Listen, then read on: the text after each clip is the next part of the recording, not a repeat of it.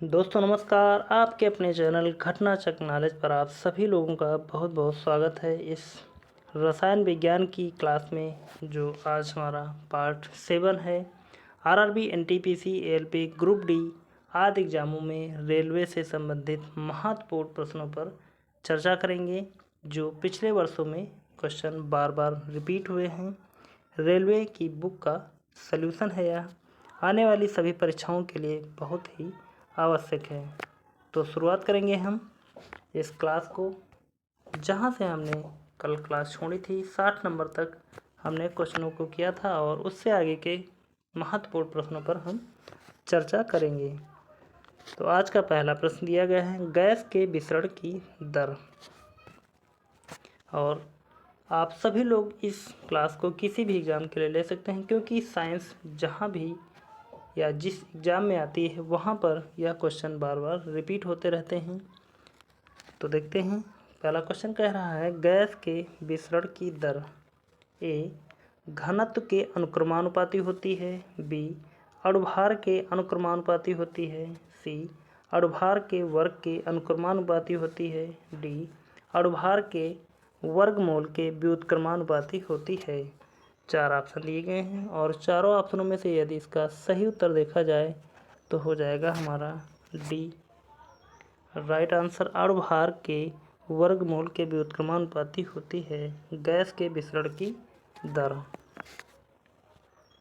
यहाँ देखते हैं इसकी व्याख्या को। दिया है, किसी गैस की विसरण दर उसके अणुभार के वर्गमूल के व्युत्क्रमानुपाती होती है। माना दो गैसों की विसरण दर क्रमशः R1 व R2 है एवं उनके अणुभार क्रमशः M1 व M2 हैं, तब R1/R2 बराबर वर्गमूल M1/M2/M1 होगा। आगे बढ़ते हैं, देखते हैं अगले प्रश्न की तरफ। अगला प्रश्न दिया गया है, सोडा वाटर बनाने के लिए कौन सी गैस प्रयोग की जाती है? A NO, B COC CO2, D SO2। इन चारों ऑप्शनों में से इसका सही उत्तर देखें कि सोडा वाटर बनाने के लिए जिस गैस का प्रयोग किया जाता है वह हो जाएगी CO2। यहाँ पर देखते हैं इसकी हम व्याख्या को। दिया गया है, इसके बनाने में CO2 गैस का प्रयोग किया जाता है। सोडा वाटर बनाने की विधि सर्वप्रथम जोसेफ प्रेस्ले ने खोजी थी। जल के साथ कार्बन डाइऑक्साइड जब मिल जाती है तो उसको सोडा वाटर कहते हैं। आगे बढ़ेंगे और देखते हैं अगले क्वेश्चन की तरफ। अगला क्वेश्चन दिया गया है, अश्रु गैस का रासायनिक नाम है? ए बेंजोफिनोन, बी क्लोरो एसीटोफिनोन। तो अश्रु गैस का नाम हो जाएगा दो ऑप्शन के अनुसार क्लोरो एसीटोफिनोन। आगे बढ़ते हैं, देखते हैं इसकी व्याख्या को। अश्रु गैस का रासायनिक नाम क्लोरो एसीटोफिनोन है। यह गैस आँख की ऊपरी सतह पर उपस्थित लैक्रिमल ग्रंथियों को उत्तेजित कर अश्रु का बहाव तेज कर देती है। यह दंगों के दौरान व्यक्तियों को तितर बितर करने में प्रयुक्त की जाती है। अगला क्वेश्चन है, निम्न में से एक परमाणविक गैस है? ए हाइड्रोजन, बी नाइट्रोजन, सी क्लोरीन, डी हीलियम। चारों ऑप्शनों में से इसका सही उत्तर देखें तो हो जाएगा हमारा डी हीलियम। आगे बढ़ते हैं, देखते हैं अगला प्रश्न। क्लोरोफार्म बनाने के लिए निम्नलिखित में से क्या उपयोग में लाया जाता है? तो क्लोरोफार्म बनाने के लिए ए इथेन, बी मीथेन, सी इथीन, डी एसिटिलीन। तो क्लोरोफार्म के लिए जिसे उपयोग में लाया जाता है वह हो जाएगा बी मीथेन। देखते हैं यहाँ पर इसकी व्याख्या को। क्लोरोफार्म यानी कि CH क्लोरीन और क्लोरोमीथेन या मीथेन के साथ में 400 से 500 डिग्री सेल्सियस गर्म करके बनाया जाता है। यह ऑपरेशन के समय निषेचक के रूप में प्रयोग किया जाता है।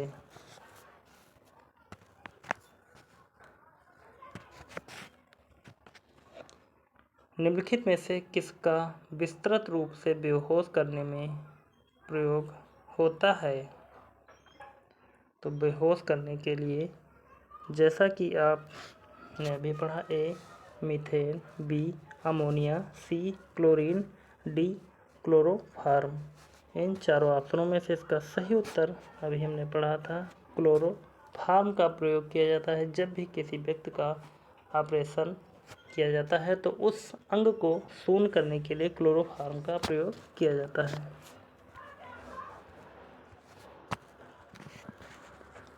निम्न में से किस गैस का उपयोग बैक्टीरिया को कम करने में किया जाता है? ए chlorine, B nitrogen, C carbon dioxide, D इनमें से कोई नहीं। इन चारों ऑप्शनों में से यदि इसका सही उत्तर देखें तो हो जाएगा हमारा ए क्लोरीन। क्लोरीन गैस का उपयोग बैक्टीरिया को मारने के लिए किया जाता है। व्याख्या देखेंगे इसकी। क्लोरीन उपयोग बैक्टीरिया को मारने के लिए किया जाता है। पेयजल में उपस्थित रोगाणुओं को नष्ट करने के लिए क्लोरीन का उपयोग या प्रयोग रोगाणुनाशक के रूप में भी किया जाता है।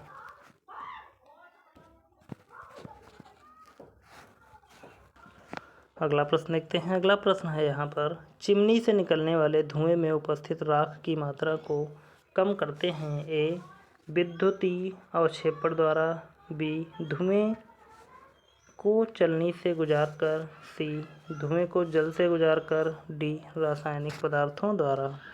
इन चारों ऑप्शनों में से यदि इसका सही उत्तर देखें तो हो जाएगा हमारा ए विद्युतीय अवक्षेपण द्वारा। अगला प्रश्न, सभी अम्लों में सबसे अधिक समान तत्व है? ए हाइड्रोजन, बी क्लोरीन, सी ऑक्सीजन, डी गंधक। इन चारों ऑप्शनों में से इसका सही उत्तर देखा जाए तो हो जाएगा हमारा ए हाइड्रोजन। आगे बढ़ते हैं यहाँ पर और देखते हैं इसकी व्याख्या को। ये ऐसे पदार्थ जो जलीय विलयन में हाइड्रोजन आयन यानी कि H+ आयन प्रदान करें, ऐसे पदार्थ जो प्रोटॉन प्रदान करें, अम्ल या एसिड कहलाता है। सभी अम्लों में सबसे अधिक समान तत्व हाइड्रोजन है, जैसे HCl, HNO3, H2SO4 आदि। तो हाइड्रोजन कई तत्वों में शामिल होता है। एक आदर्श गैस की तुलना में अति उच्च दाब पर एक वास्तविक गैस घेरती है? ए समान आयतन, बी कम आयतन, सी अधिक आयतन, डी इनमें से कोई नहीं। इन चारों ऑप्शनों में से इसका सही उत्तर देखें तो हो जाएगा हमारा कम आयतन, बी वाला राइट आंसर हो जाएगा। आगे बढ़ेंगे, देखते हैं इसकी व्याख्या को। अति उच्च दाब पर वास्तविक गैस एक आदर्श गैस की तुलना में कम आयतन घेरती है, क्योंकि उच्च दाब पर वास्तविक गैस द्रव में बदल जाती है। प्राकृतिक गैस का मुख्य घटक है? A methane, B ethane, C butane, D propane. इन चारों ऑप्शनों में से यदि इसका सही उत्तर देखा जाए तो हो जाएगा हमारा ए मीथेन को प्राकृतिक गैस कहा जाता है। बंद कमरे में चलते हुए रेफ्रिजरेटर का दरवाज़ा खुल जाता है तो ए कमरा थोड़ा ठंडा होगा। रेफ्रिजरेटर के मतलब से आप यहाँ पर एक बार समझ जाए, जो हम लोग घर में फ्रिज चलाते हैं उसे ही रेफ्रिजरेटर कहते हैं। तो क्वेश्चन कह रहा है बंद कमरे में चलते हुए रेफ्रिजरेटर का यह दरवाज़ा खुल जाता है तो पहला ऑप्शन कह रहा है कमरा थोड़ा ठंडा होगा, बी कमरे का तापमान गिर जाएगा। सी, कमरे का तापमान प्रभावित नहीं होगा। डी, कमरा धीरे धीरे गर्म हो जाएगा। इन चारों ऑप्शनों में से यदि इसका सही उत्तर देखा जाए तो हो जाएगा हमारा डी, कमरा धीरे धीरे गर्म हो जाएगा। और अब आप लोग सोच रहे होंगे कि जब फ्रिज के अंदर जो वस्तुएं रखी होती हैं वह ठंडी हो जाती हैं तो यदि दरवाज़ा खोल दिया जाए तो उसमें से ठंडक निकलकर कमरे को ठंड कर देगी, लेकिन ऐसा नहीं होता है।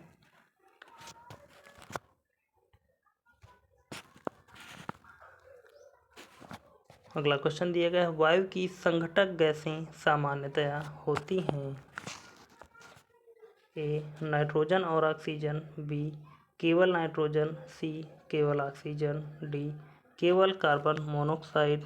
तो इन चारों ऑप्शनों में से इसका सही उत्तर देखें तो हो जाएगा ए, नाइट्रोजन और ऑक्सीजन।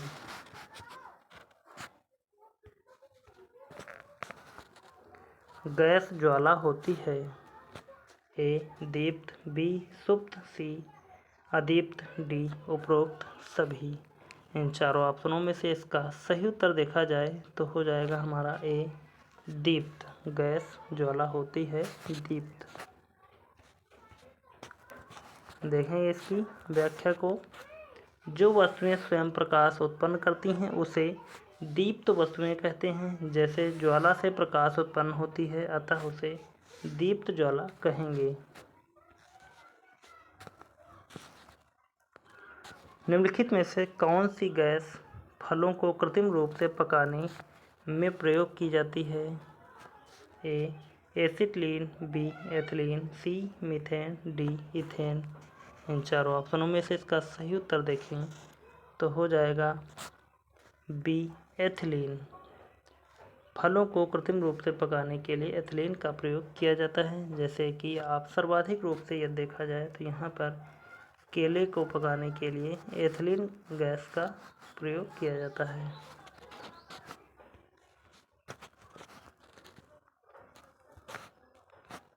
फलों को कृत्रिम रूप से पकाने के लिए उपयुक्त में से एथिलीन गैस का प्रयोग किया जाता है। फलों को पकाने में कैल्शियम कार्बाइड का भी प्रयोग किया जाता है। एथिलीन के अलावा कैल्शियम कार्बाइड भी इस्तेमाल की जाती है। अम्ल वर्षा मुख्यतः किस गैस के कारण होती है? A, N2। B, CO2। C, SO2। D, CO। इन चारों ऑप्शनों में से इसका सही उत्तर देखें तो हो जाएगा हमारा सी, SO2। व्याख्या देखेंगे इसकी। अम्ल वर्षा मुख्यतः SO2 के कारण होती है। यह जल में घुलकर सल्फोनिक अम्ल बनाता है जो मनुष्य की त्वचा को नुकसान पहुंचाता है। आग बुझाने वाली गैस है, कौन सी हो जाएगी? A, neon. B, nitrogen. C, carbon dioxide. D, carbon monoxide. तो आग बुझाने वाली जो गैस है उसका नाम है कार्बन डाइऑक्साइड। देखेंगे इसकी व्याख्या को। कार्बन डाइऑक्साइड गैस को अग्निशमन में प्रयुक्त होती है क्योंकि यह ऑक्सीजन से भरी होती है तथा यह ईंधन के चारों ओर की ऑक्सीजन को हटाकर आग को बुझा देती है। अगला प्रश्न, लाल तत्व कोक पर भाप प्रवाहित करने से प्राप्त होता है। क्या प्राप्त होगा? ए, जल gas. B, hydrogen. C, nitrogen. D, carbon dioxide. इन चारों ऑप्शनों में से इसका सही उत्तर देखें तो हो जाएगा हमारा ए, जल गैस। व्याख्या देखेंगे इसकी। जल गैस एक संश्लेषण गैस है जिसमें कार्बन मोनोऑक्साइड तथा हाइड्रोजन गैस सम्मिलित होती है। यह गैस लाल तत्व कोक पर भाप प्रवाहित करने से प्राप्त होती है और यह यहाँ पर भाप लाल तत्व गैस देख सकते हैं।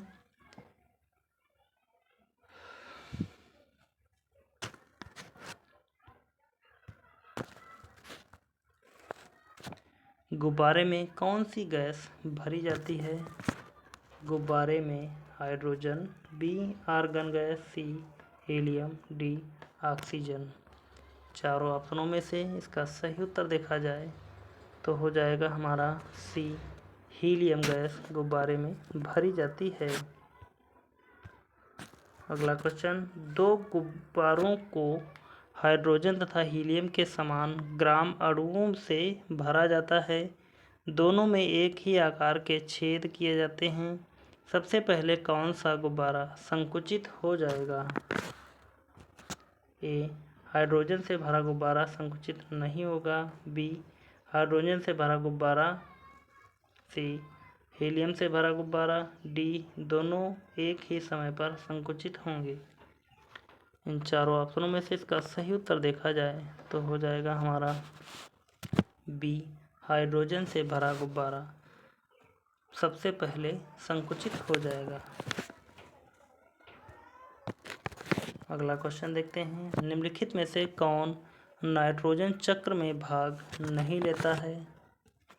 ए जीवाणु, बी CO2, सी HNO3, D NH3।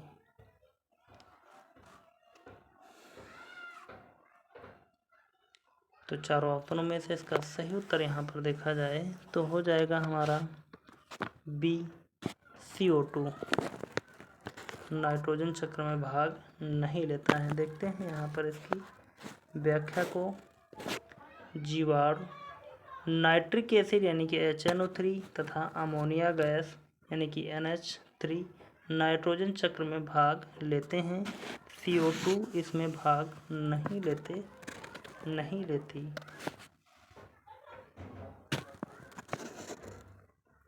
Gas turbine आधारित है। ए कार्नो चक्र पर, बी रैनकाइन चक्र पर, सी ब्रेटॉन चक्र पर, डी किरचॉफ चक्र पर। इन चारों ऑप्शनों में से इसका सही उत्तर देखा जाए तो हो जाएगा हमारा सी ब्रेटॉन चक्र पर। अगला प्रश्न देखते हैं, कौन सा उर्वरक तनु सल्फ्यूरिक एसिड के साथ अमोनिया गैस संसाधित करने से तैयार किया जाता है? A basic calcium nitrate, B urea, C calcium ammonium nitrate, D ammonium sulphate. चार ऑप्शन दिए गए हैं और चारों ऑप्शनों में से इसका सही उत्तर यहाँ पर देखें तो हो जाएगा हमारा डी अमोनियम सल्फेट। व्याख्या दी गई है इसकी, देखते हैं।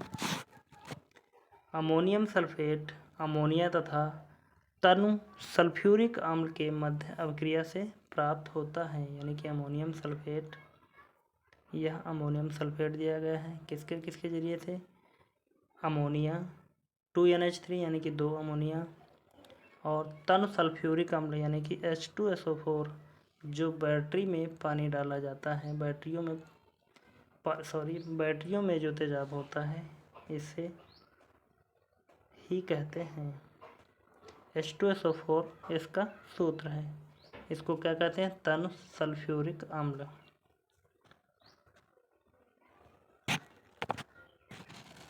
अगला क्वेश्चन दिया गया है, निम्नलिखित को गर्म करने पर N उत्पादित होती है। किसको गर्म करने पर? ए HNO3 यानी कि नाइट्रिक अम्ल, बी NH4Cl यानी कि अमोनियम क्लोराइड। अगला दिया है सी वाला option NH4NO3 ammonium nitrate, D अगला दिया है अमोनियम क्लोराइड और सोडियम नाइट्रेट यानी कि NH4Cl और NaNO2। तो चारों ऑप्शनों में से निम्नलिखित को गर्म करने पर N उत्पादित होता है।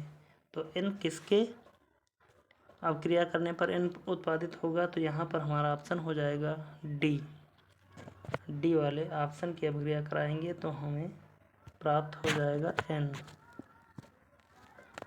यहाँ पर देखेंगे हम, प्रयोगशाला में नाइट्रोजन गैस अमोनियम क्लोराइड तथा सोडियम नाइट्राइड को गर्म करने पर उत्पादित होती है। यहाँ अमोनियम क्लोराइड और सोडियम नाइट्रेट को गर्म करने पर सोडियम क्लोराइड और अमोनियम नाइट्रेट गैस प्राप्त हो जाएगी। और यहाँ पर यह दूसरे समीकरण में ammonium nitrate minus 2H2O plus वाष्प प्लस यहाँ पर N2 आ जाएगा। आगे बढ़ेंगे और देखते हैं अगला क्वेश्चन। अगला क्वेश्चन दिया गया है 8 ग्राम गंधक को SO2 बनाने के लिए जलाया जाता है जो क्लोरीन जल द्वारा ऑक्सीकृत है। इस घोल को तब BaCl2 से उपचारित किया जाता है। अवक्षेपित BaSO4 की मात्रा होगी A 1 अणु, B 0.5 अणु, C 0.24 अणु, D 0.25 अणु। 4 ऑप्शनों में से इसका सही उत्तर देखें तो हो जाएगा हमारा D 0.25 या 0.25 अणु।